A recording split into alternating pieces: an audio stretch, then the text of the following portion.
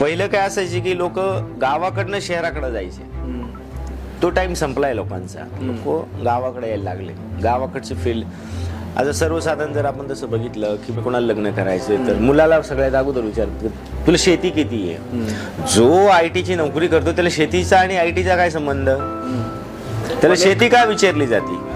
शेती ही विचारली जाते की उद्या याची IT कंपनी जर बंद पडली तर हा हिचं पोट कसं भरवणार किंवा याचं पोट कसं चालवणार, हा याचा प्रपंच कसा चालणार. तर तो त्याचा उदरनिर्वाह त्याच्या शेतीवर येऊन करू शकतो.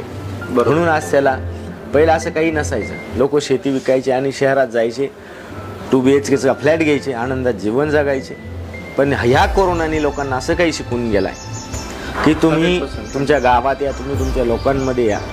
जे तुम्हाला तिथं मिळणार आहे ते शहरात नाही मिळणार. शहरात तुम्ही 4 लोक सोडून तुम्हाला तुमचं कुणी नाही, पण गावाकडे जिथपर्यंत तुमची नजर जाते